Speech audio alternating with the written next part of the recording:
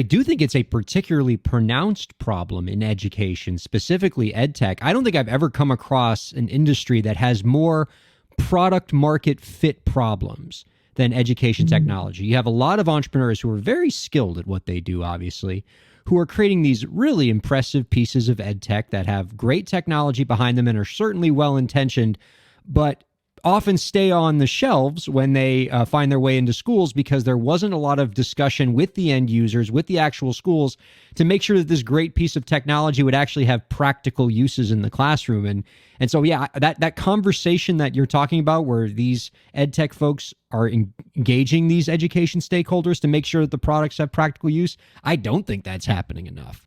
Yeah, yeah. And I totally agree with you on that. I think one book that I recommend quite often to those who are designing ed tech products is Failure to Disrupt by Justin Reich. And he, it's basically an articulation of, I think there's a lot of technology people who see education as a space that's ripe for disruption. They're like, everything is happening wrong in that space.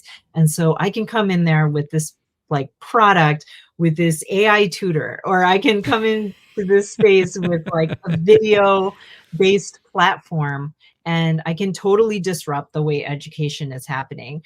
And come to find like that does not happen in a space like education, where there's all of these other things that your product is going to intersect with. There's all of these different stakeholders. There's learning management systems. There's funding, there's the way assessments happen. There's the regulatory environment.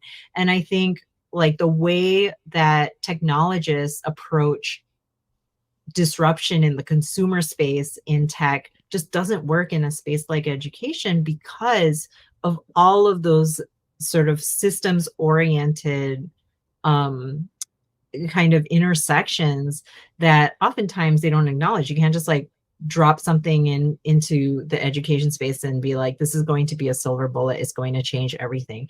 And in that book he points to things like massive online courses, and how even like 10 years ago people were like, this is going to change the future of education. And like, do you hear anything about that now? It's actually wild. That happens so often in this space that I think, yeah, the key to that is to understand, like, in education, change is incremental and it involves a lot of people. It involves a lot of decision makers. And once you kind of understand that, you can kind of take an approach to disrupting whatever is going wrong with education, but in that sort of like incremental and systematic approach.